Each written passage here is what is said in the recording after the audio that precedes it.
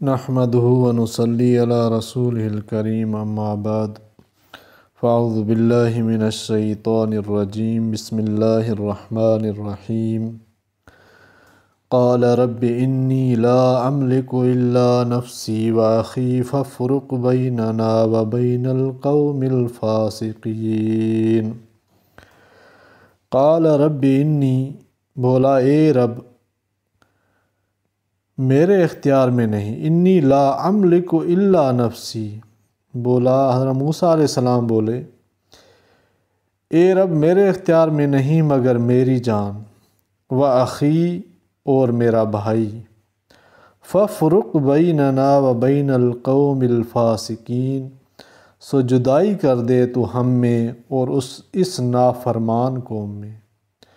قوم کی انتہائی بے وفائی اور حضرت موسیٰ علیہ السلام کا انتہائی عزم و استقلال۔ قال رب انی لا املک الا نفسی و اخی۔ قوم بنی اسرائیل کے سابقہ حالات و واقعات اور ان کے ساتھ اللہ تعالیٰ اور حضرت موسیٰ علیہ السلام کے معاملات کا جائزہ لینے والا اگر سرسری طور پر بھی اس کو سامنے رکھے کہ جو قوم بنی اسرائیل صدیوں سے فرعون کی غلامی میں طرح طرح کی ذلتیں اور عذاب برداشت کر رہی تھی، موسیٰ علیہ السلام کی تعلیم اور ان کی برکت سے ان کو خدائے عز و جل نے کہاں سے کہاں پہنچایا۔ ان کی آنکھوں کے سامنے اللہ جل شانہ کی قدرت کاملہ کے کیسے کیسے مظاہرے آئے۔ فرعون اور قوم فرعون کو حضرت موسیٰ و ہارون علیہم السلام کے ہاتھوں اپنے قائم کیے ہوئے دربار میں شکست فاش ہوئی۔ جن ساحروں پر ان کا بھروسہ تھا وہی اب حضرت موسیٰ علیہ السلام پر ایمان لے آئے اور موسیٰ علیہ السلام کا دم بھرنے لگے۔ پھر اس خدائی کا دعویٰ کرنے والا فرعون اور شاہی محلات میں بسنے والے آل فرعون سے خدائے عز و جل کی قدرت قاہرہ نے کس طرح تمام محلات و مکانات اور ان کے ساز و سامان کو بیک وقت خالی کرا لیا، اور کس طرح بنی اسرائیل کی آنکھوں کے سامنے اسے غرق دریا کر دیا، اور کس طرح معجزانہ طور پر بنی اسرائیل کو دریا سے پار کر دیا، اور کس طرح وہ دولت جس پر فرعون یہ کہہ کر فخر کیا کرتا تھا کہ میرے سوا کوئی جو ہے نا اللہ تعالیٰ نے میرے سوا کوئی ہے، اللہ تعالیٰ نے پورا ملک اور اس کی پوری ملک بغیر کسی قتل و قتال کی بنی اسرائیل کو عطا فرما دی۔ ان تمام واقعات میں اللہ جل شانہ کی قدرت قاہرہ کے مظاہر اس قوم کے سامنے آئے۔ موسیٰ علیہ السلام نے اس قوم کو اول غفلت و جہالت سے پھر فرعون کی غلامی سے نجات دلانے میں کیا کیا روح فرسا مصائب برداشت کیں، ان سب چیزوں کو بعد جب اسی قوم کو خدائی امداد و انعامات کے وعدوں کے ساتھ ملک شام پر جہاد کرنے کا حکم ملا تو ان لوگوں نے اپنی اس دنائیت کا اظہار کیا اور کہنے لگے فَاذْهَبْ أَنْتَ وَرَبُّكَ فَقَاتِلَا إِنَّا هَاهُنَا قَاعِدُونَ۔ دنیا کا بڑے سے بڑا مصلح دل پر ہاتھ رکھ کر دیکھے کہ ان حالات اور اس کے بعد قوم کی ان حرکات کا اس پر کیا اثر ہوگا، مگر یہاں تو اللہ تعالیٰ کے اولو العزم رسول ہیں کہ کوہ استقامت بنے ہوئے اپنی دھن میں لگے ہیں۔ قوم کی مسلسل عہد شکنی اور وعدہ فراموشی سے عاجر آ کر اپنے رب کے سامنے صرف اتنا عرض کرتے ہیں انی لا املک الا نفسی و اخی، یعنی مجھے تو اپنی جان اور اپنے بھائی کے سوا کسی پر اختیار نہیں۔ قوم عمالقہ پر جہاد کی مہم کو کس طرح سر کیا جائے، یہاں یہ بات بھی قابل غور ہے۔ قوم بنی اسرائیل میں سے کم از کم 2 سردار یوشع بن نون اور کالب بن یوکنہ جنہوں نے پوری طرح موسیٰ علیہ السلام کے اتباع کا ثبوت دیا تھا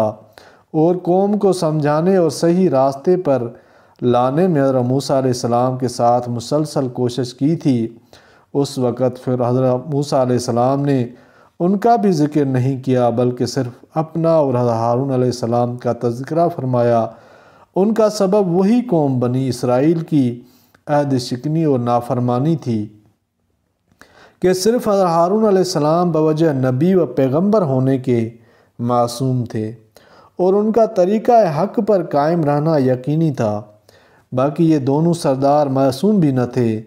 اس انتہائی غم و غصے کے عالم میں صرف اس کا ذکر کیا جس کا حق پر قائم رہنا یقینی تھا، اس اظہار کے ساتھ کہ مجھے اپنی جان اور اپنے بھائی کے سوا کسی پر اختیار نہیں۔ حضرت موسیٰ علیہ السلام نے یہ دعا فرمائی، فَفْرُقْ بَيْنَنَا وَبَيْنَ الْقَوْمِ الْفَاسِقِينَ، یعنی ہم دونوں اور ہماری قوم کے درمیان آپ ہی فیصلہ فرما دیجئے۔ اس دعا کا حاصل حضرت عبداللہ ابن عباس رضی اللہ تعالیٰ عنہ کی تفسیر کے مطابق یہ تھا کہ یہ لوگ جس سزا کے مستحق ہیں ان کو وہ سزا دی جائے اور ہم دونوں جس صورتحال کے مستحق ہیں ہم کو وہ عطا فرما جائے۔ اللہ تعالیٰ نے اس دعا کو اس طرح قبول فرمایا کہ ارشاد ہوا، آیت فَإِنَّهَا مُحَرَّمَةٌ عَلَيْهِمْ، اور یعنی ملک شام کی زمین ان پر 40 سال کے لیے حرام قرار دے دی گئی۔ اب اگر وہ وہاں جانا بھی چاہیں تو نہ جا سکیں گے، اور پھر یہ نہیں کہ ملک شام نہ جا سکیں گے بلکہ وہ اگر اپنے وطن مصر کی طرف لوٹنا چاہیں گے تو وہاں بھی نہ جا سکیں گے، بلکہ اس میدان میں ان کو نظر بند کر دیا جائے گا۔ خدائے عز و جل کی سزاؤں کے لیے نہ پولیس اور نہ ان کی ہتھکڑیاں شرط ہیں، اور نہ جیل خانے کی مضبوط دیواریں اور آہنی دروازے، بلکہ جب وہ کسی کو محصور و نظر بند کرنا چاہیں تو کھلے میدان میں بھی قید کر سکتے ہیں۔ سب ظاہر ہے کہ ساری کائنات اسی کی مخلوق اور محکوم ہے۔ جب کائنات کو کسی کی قید کا حکم ہو جاتا ہے تو ساری ہوا اور فضا اور زمین و مکان اس کے لیے جیلر بن جاتے ہیں۔ چنانچہ یہ مختصر سا میدان جو مصر اور بیت المقدس کے درمیان ہے، جس کی پیمائش حضرت مقاتل کی تفسیر کے مطابق 30 فرسخ لمبائی اور 9 فرسخ چوڑائی ہے۔ ایک فرسخ اگر 3 میل کا قرار دیا جائے تو 90 میل کا طویل اور 27 میل کے عرض کا کل رقبہ ہو جاتا ہے، اور بعض روایات کے مطابق صرف 30 میل ضرب 18 میل کا رقبہ ہے۔ اللہ تعالیٰ نے اس پوری قوم کو، جس کی تعداد حضرت مقاتل کے بیان کے موافق 6 لاکھ نفوس تھی، اس مختصر سے کھلے میدانی رقبے کے اندر اس طرح قید کر دیا کہ 40 سال مسلسل اس تگ و دو میں رہے کہ کسی طرح اس میدان سے نکل کر مصر واپس چلے جائیں یا آگے بڑھ کر بیت المقدس پر پہنچ جائیں، مگر ہوتا یہ تھا کہ سارے دن کے سفر کے بعد جب شام ہوتی تو یہ معلوم ہوتا کہ پھر آ کر وہ اسی مقام پر پہنچ گئے ہیں جہاں سے صبح چلے تھے۔ علماء تفسیر نے فرمایا کہ اللہ جل شانہ کسی قوم کو جو سزا دیتے ہیں وہ ان کے اعمال بد کی مناسبت سے ہوتی ہے۔ اس نافرمان قوم نے چونکہ یہ کلمہ بولا تھا کہ یعنی ہم تو یہیں بیٹھے ہیں، اللہ تعالیٰ نے ان کو اس سزا میں 40 سال تک کے لیے وہیں قید کر دیا۔ تاریخی روایات میں اس میں اختلاف ہے کہ اس 40 سال کے عرصے میں بنی اسرائیل کی موجودہ نسل جس نے نافرمانی کی تھی سبھی فنا ہو گئی اور ان کی اگلی نسل باقی رہ گئی جو اس 40 سال قید سے نجات پانے کے بعد بیت المقدس میں داخل ہوئی، یا ان میں سے بھی کچھ لوگ باقی تھے۔ بہرحال قرآن کریم نے ایک تو یہ وعدہ کیا تھا کہ کتب اللہ لکم، یعنی ملک شام بنی اسرائیل کے حصے میں لکھ دیا ہے۔ وہ وعدہ پورا ہونا ضرور تھا کہ قوم بنی اسرائیل اس ملک پر قابض و مسلط ہو، مگر بنی اسرائیل کے موجودہ افراد نے نافرمانی کر کے اس انعام خداوندی سے اعراض کیا، تو ان کو یہ سزا مل گئی کہ آیت میں ہے، یعنی 40 سال تک وہ ارض مقدسہ فتح کرنے سے محروم کر دیے گئے۔ پھر ان کی نسل میں جو لوگ پیدا ہوئے ان کے ہاتھوں یہ ملک فتح ہوا اور اللہ تعالیٰ کا وعدہ پورا ہوا۔ اس وادی طیہ میں حضرت موسیٰ و ہارون علیہ السلام بھی اپنی قوم کے ساتھ تھے۔ مگر یہ وادی ان کے لیے قید و سزا تھی اور ان دونوں حضرات کے لیے نعمائے عالیہ کا مظہر۔ یہی وجہ ہے کہ 40 سالہ دور جو بنی اسرائیل پر معطوب ہونے کا گزرا، اس میں بھی اللہ تعالیٰ نے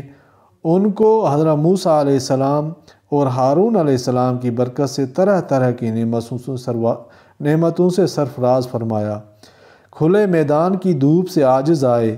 تو موسیٰ علیہ السلام کی دعا سے اللہ تعالیٰ نے ان پر بادلوں کی چھتری لگا دی۔ جس طرح یہ لوگ چلتے تھے، بادل ان کے ساتھ ساتھ سایہ فگن ہو کر چلتے تھے۔ پیاس اور پانی کی قلت کی شکایت پیش آئی تو اللہ تعالیٰ نے حضرت موسیٰ علیہ السلام کو ایک ایسا پتھر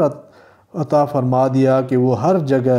ان کے ساتھ ساتھ رہتا تھا، اور جب پانی کی ضرورت ہوتی تھی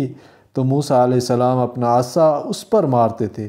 تو 12 چشمے اس میں سے جاری ہو جاتے تھے۔ بھوک کی تکلیف پیش آئی تو آسمانی غذا من و سلوہ ان پر نازل کر دی گئی۔ رات کو اندھیرے کی شکایت ہوئی تو اللہ تعالیٰ نے روشنی کا ایک مینار ان کے لیے کھڑا کر دیا، جس کی روشنی میں یہ سب کام کاج کرتے تھے۔ غرض اس میدان طیہ میں صرف معطوب لوگ ہی نہ تھے، بلکہ اللہ تعالیٰ کے 2 محبوب پیغمبر اور ان کے ساتھ 2 مقبول بزرگ یوشع بن نون اور کالب بن یوکنہ بھی تھے۔ ان کے طفیل میں اس قید و سزا کے زمانے میں بھی یہ انعامات ان پر ہوتے رہے، اور اللہ تعالیٰ رحیم اور رحمان ہیں۔ ممکن ہے کہ بنی اسرائیل کے ان افراد نے بھی ان حالات کا مشاہدہ کرنے کے بعد اپنے جرم سے توبہ کر لی ہو، اس کے بدلے میں یہ انعامات ان کو مل رہے ہوں۔ صحیح روایات کے مطابق اسی 40 سالہ دور میں اول حضرت ہارون علیہ السلام کی وفات ہو گئی، اور اس کے 1 سال یا 6 مہینے بعد حضرت موسیٰ علیہ السلام کی وفات ہو گئی۔ ان کے بعد حضرت یوشع بن نون کو اللہ تعالیٰ نے نبی بنا کر بنی اسرائیل کی ہدایت کے لیے مامور فرمایا،